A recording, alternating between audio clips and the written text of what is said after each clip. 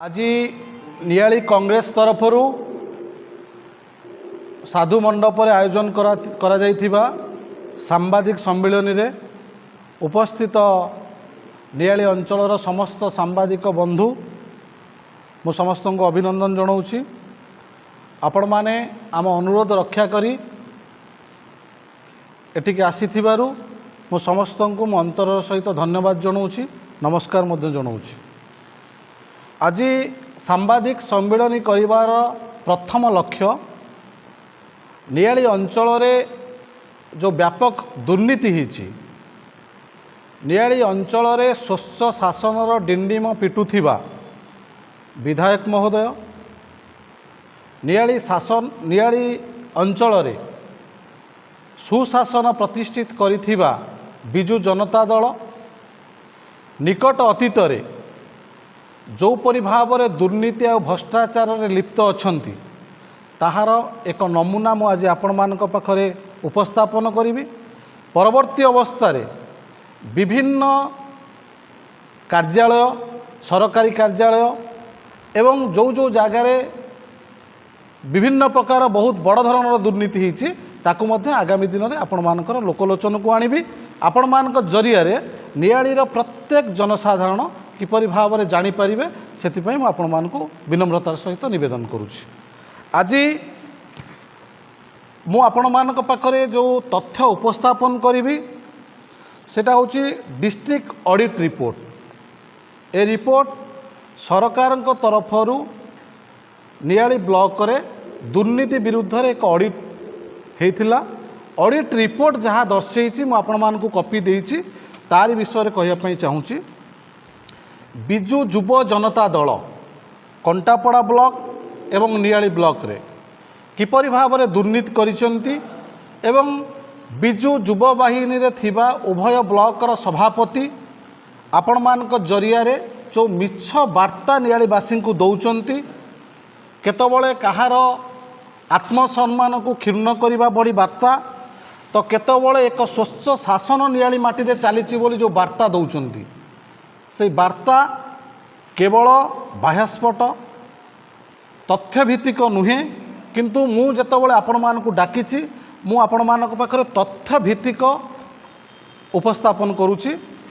आपण मान जानिथिबे बिजु युव बाहिनी नियाली ब्लॉक रे वर्तमान जे बिजु युव बाहिनीर सभापति अछंती विष्णुचरण स्वाई तांको अकाउंट को 4,01,250 टंका सहित ये ब्लॉक रे 17,43,250 टंकार दुर्नीति होती जार कौनसी भाउचर कौनसी तथ्य ब्लॉक प्रशासन पाखरे नाही जहाँकि डिस्ट्रिक्ट ऑडिट रिपोर्ट कहूँ एटा मु कहूनी।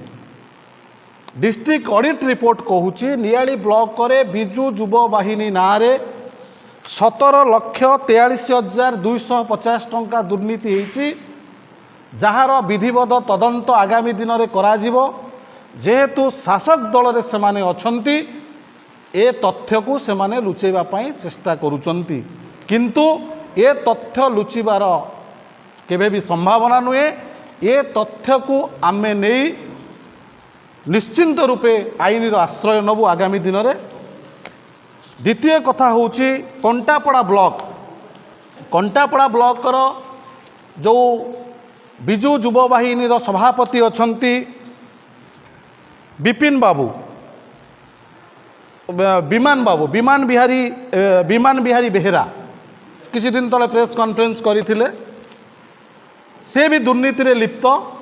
तांकर पर्सनल अकाउंट को लक्षाधिक टंका जाइछि एवं कंटापड़ा ब्लॉक रे बिजु युव बाहिनी रे 6 लाख बिजु युव बाहिनी रे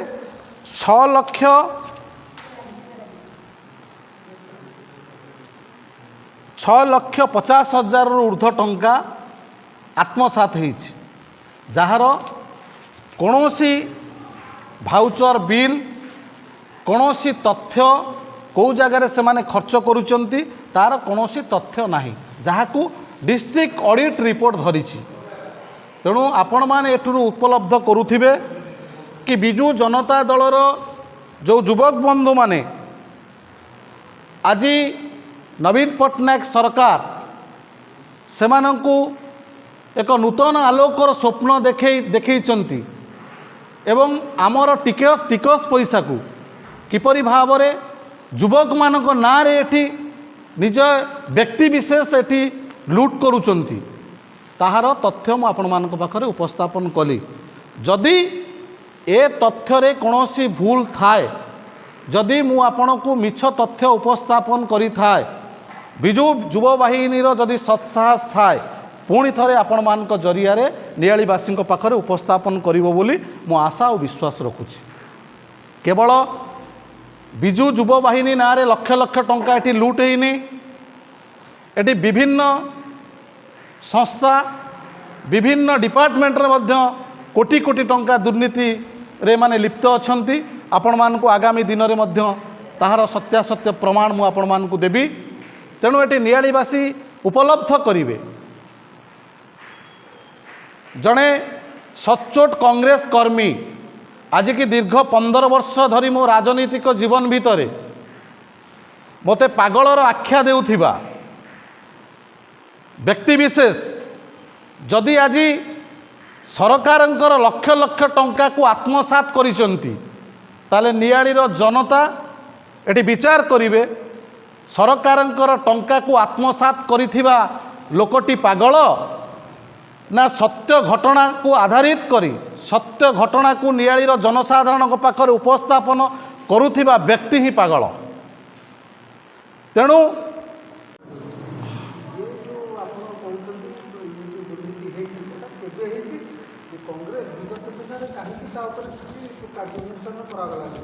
जदि न कराला प्रेसमिट्र जो आप कथा कहते प्रसंग ग्रहण कर दुर्नीति कांग्रेस सदाबले आसी दुर्नीति को जानी परिप्रकाश कर 2019 कोड़े समस्या रही 19 कोड़े समस्याटा आज कहीं आसला 24 कहीं निर्वाचन समय कहीं आज्ञा आपण प्रश्नर उत्तर मु निर्भुल भाव में दूची। ये तथ्य पाइबा पाई जो तथ्य आपण मान पाखरे उपस्थापन कली ये तथ्य मते ब्लॉकर कर्मकर्ता दे नाहंती नंबर 1।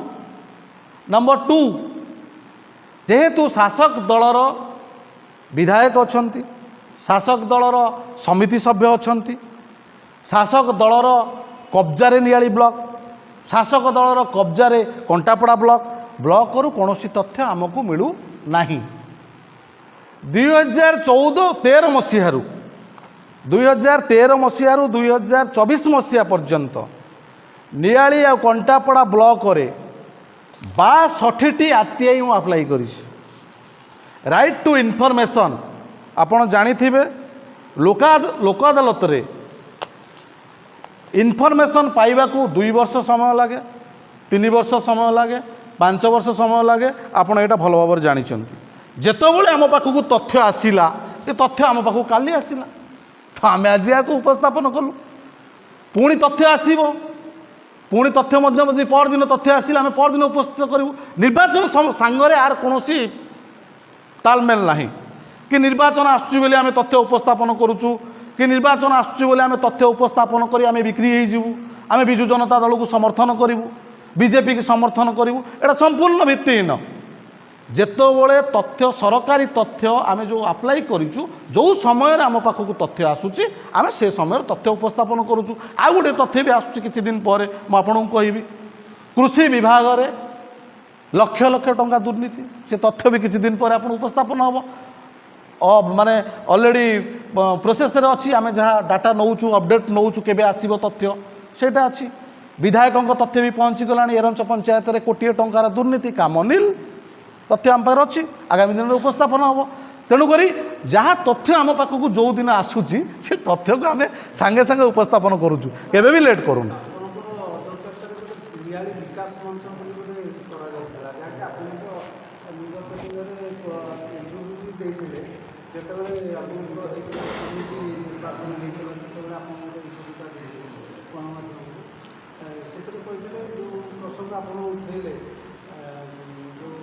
इस्तफा पत्र ସେଇଟା ତ ଆପଣ ବସିକି ଏଡ଼େଇ ଦେଇଥିଲେ ତ କହିଲେ କି ନାଇଁ ଆମେ ଲୋକଙ୍କ ସାଙ୍ଗରେ ଅଛୁ କିନ୍ତୁ କଂଗ୍ରେସ କଥା ସେତେବେଳେ କୌଣସି ଆପଣ ନିଜକୁ ଦେଇନଥିଲେ ଯେହେତୁ ବିକାଶ ମଞ୍ଚର ନାଁରେ ଆସିଲା କଥାଟା ଆପଣ ସେତେବେଳେ ବି କହିଥିଲେ ମୁଁ ନିଆଳିର ବିକାଶ ସାଙ୍ଗରେ ଅଛି କଂଗ୍ରେସର କୌଣସି ପ୍ରସଙ୍ଗ ଉଠେଇନଥିଲା ସେ ସମୟରେ ଯେଉଁ ବାର୍ତ୍ତାଳାପ ବିଗତ ଦିନରେ ଯେଉଁ ସାମ୍ବାଦିକ ସମ୍ମିଳନୀ ସେ କଥା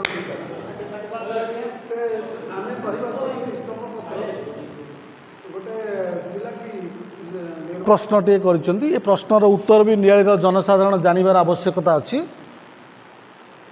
ନିଆଳି ବିକାଶ ମଞ୍ଚ ହେଇଥିଲା। ମୁଁ ନିଆଳି ମାଟିରେ ଯେତେବେଳେ ରାଜନୀତି କରିବାକୁ ଆସିଲି 2010 ମସିହାରେ, ସେତେବେଳେ ମୋର ଗୋଟେ ସ୍ୱପ୍ନ ଥିଲା ଦଳ ବଳ ନିର୍ବିଶେଷରେ ବିଜେଡ଼ି କଂଗ୍ରେସ ବିଜେପି ଅନ୍ୟାନ୍ୟ ଯେଉଁ ଦଳ ଅଛନ୍ତି ଦଳ ବଳ ନିର୍ବିଶେଷରେ ନିଆଳିକୁ ବିକାଶ କରିବା ପାଇଁ ଏକ ବିକାଶ ମଞ୍ଚର ଆବଶ୍ୟକତା ଅଛି। ତେଣୁ ଯେତେବେଳେ ମୁଁ 2022 ମସିହାରେ ଆଶାୟୀ ପ୍ରାର୍ଥୀ ଥିଲି ପଞ୍ଚାୟତ ସମିତି ଲଢ଼ିଥିଲି ଏବଂ ପଞ୍ଚାୟତ ସମିତି ବିଜୟ ଲାଭ କରିବା ପାଇଁ ମୁଁ ଏକମାତ୍ର ବ୍ୟକ୍ତି ବିଜୁ ଜନତା ଦଳ ସହିତ ନୋମିନେସନ୍ କରିଥିଲି। ସେତେବେଳେ ମୁଁ ଆହ୍ୱାନ ଦେଇଥିଲି, ବିଜୁ ଜନତା ଦଳର ଲୋକ ବି ମୋତେ ସମର୍ଥନ କରିଛନ୍ତି, ବିଜୁ ଜନତା ଦଳରେ ମାନେ ଥିବା ବ୍ୟକ୍ତିବିଶେଷ ମଧ୍ୟ ନୋମିନି ମୋତେ ସମର୍ଥନ କରିଛନ୍ତି, ବିଜେପିର ଆଇଡ଼ିଓଲୋଜିରେ ଥିବା ବ୍ୟକ୍ତିବିଶେଷ ମଧ୍ୟ ସମର୍ଥନ କରିଛନ୍ତି। ତେଣୁ ନୋମିନି ଯେଉଁ ପଞ୍ଚାୟତ ନୋମିନି ଆମେ ଲଢ଼ୁଛନ୍ତି ସେଇଟା କୌଣସି ଦଳରୁ ଲଢ଼ାଯାଏ ନାହିଁ। ତା'ର କ'ଣ ସଂକେତ ଥାଏ କି? ପଦ୍ମଫୁଲ, ହାତ ଚିହ୍ନ, ଶଙ୍ଖ ଚିହ୍ନ ଥାଏ କି? ଆମେ ପ୍ରତ୍ୟେକ ଗ୍ରାମରେ ଗ୍ରାମ ପଞ୍ଚାୟତର ଇସ୍ୟୁକୁ ନେଇ ଗ୍ରାମ ପଞ୍ଚାୟତକୁ ବିକଶିତ କରିବା ପାଇଁ, ନିଆଳି ବ୍ଲକକୁ ବିକଶିତ କରିବା ପାଇଁ ଆମେ ସରପଞ୍ଚ ନୋମିନି ଆମେ ଲଢ଼ୁ। ତେଣୁ ସେତେବେଳେ ମୋର ବାର୍ତ୍ତା ଥିଲା ନିଆଳି ମାଟିକି କି ଆସ ସମସ୍ତେ ମିଳିମିଶି, ଉଭୟ ବିଜେଡ଼ି ବିଜେପି କଂଗ୍ରେସ ସମସ୍ତେ ମିଳିମିଶି ଏକ ମିଳିତ ମଞ୍ଚ ହେବ, ଯେଉଁ ମିଳିତ ମଞ୍ଚର ଆଶା ଆଉ ଭରସା ରହିବ ନିଆଳିର ଉନ୍ନତି। ତେଣୁ ସେତେବେଳେ ମୁଁ ଯେଉଁ ପଞ୍ଚାୟତ ସମିତି ଲଢ଼ିଥିଲି ଆଉ ଚେୟାରମ୍ୟାନ୍ ପାଇଁ ଯାଇଥିଲି, ମୁଁ ସେତେବେଳେ କେବେ ମନ ଭିତରେ ଭାବିନଥିଲି ଇଏ ବିଜୁ ଜନତା ଦଳର ଲୋକ, ଇଏ ମୋ ସାଙ୍ଗେ ରହିବନି, ଇଏ ବିଜେପିର ଲୋକ, ଇଏ ମୋ ସାଙ୍ଗେ ରହିବନି, ଇଏ ମୋତେ ଭୋଟ୍ ଦେଇନି, ଇଏ ମୋ ସାଙ୍ଗେ ରହିବନି।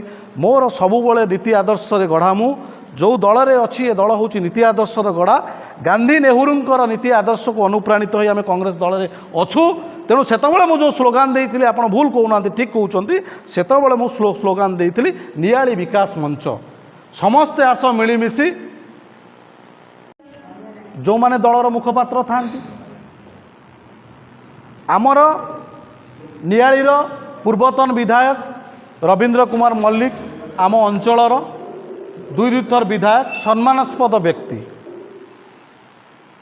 ସିଏ କ'ଣ କହିଲେ, ଯେହେତୁ ମୁଁ ନିଆଳି ମାଟିର ସନ୍ତାନ, ଯେହେତୁ ରବିବାବୁ ଆମର ଆଦର୍ଶ, 55 କାନୁନକୁ ଆମର ଆଦର୍ଶ, ତେଣୁ ସିଏ କ'ଣ କହିଲେ ମୁଁ ତାଙ୍କ କଥାଟା ଆପଣଙ୍କୁ କହିଲି। ତେଣୁ ଯଦି ପ୍ରମୋଦ ବାବୁ କ'ଣ କହିଲେ, ମୁଁ ଯେମିତି ରବିବାବୁ କ'ଣ କହିଲେ ମୁଁ ଆପଣମାନଙ୍କ ପାଖରେ ଉପସ୍ଥାପନ କରୁଛି। ତେଣୁ ପ୍ରମୋଦ ବାବୁ କ'ଣ କହିଲେ, ତାଙ୍କର ଯେଉଁ ଚାଟୁକାର ମାନେ କରୁଛନ୍ତି ପ୍ରେସ୍ କନଫରେନ୍ସ, ସେମାନେ କୁହନ୍ତୁ କିମ୍ବା ବିଧାୟକ ମହୋଦୟ ଯଦି ପ୍ରେସ୍ କନଫରେନ୍ସ କରି କୁହନ୍ତି ମୁଁ ଏଇଆ କହିଲି, ତାର ପରବର୍ତ୍ତୀ ଅବସ୍ଥାରେ ରବିବାବୁ କହିବେ।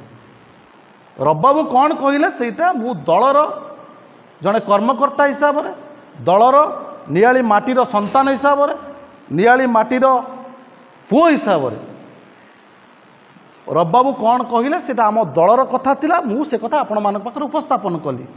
ତେଣୁକରି ଯଦି ସତ୍ସାହସ କହିଲେ ଆମେ ଫିଲ୍ମ ଦେଖିବାକୁ ଯିବା, କି ଆମେ ଟିକେ ମିଶିକିରି ଟିଫିନ୍ କରିବା, କି ଆମେ ଯାଇ ହୋଟେଲରେ ବସି ଖାଇବା, କି ମୁଁ ଆପଣଙ୍କ ଗାଡ଼ିରେ ଟିକେ କଟକ ଯିବି, ମୋ ଗାଡ଼ିଟା ପଙ୍କଚର୍ ହେଇଯାଇଛି, କ'ଣ ଗୋଟେ କୁହନ୍ତୁ। ମୁଁ କହୁନି ତ, ସିଏ କୁହନ୍ତୁ ପ୍ରଥମେ, ତାପରେ ମୁଁ ଆପଣଙ୍କୁ କହିବି। ତେଣୁ କ'ଣ କହିଛନ୍ତି ମୁଁ ଆପଣଙ୍କ ପାଖରେ ସ୍ପଷ୍ଟୀକରଣ ଦେଇଦେଇଛି। ତେଣୁ ମୁଁ ଆପଣମାନଙ୍କୁ କହୁଛି ଆମେ ତଥ୍ୟ ଉପରକୁ ଯିବା।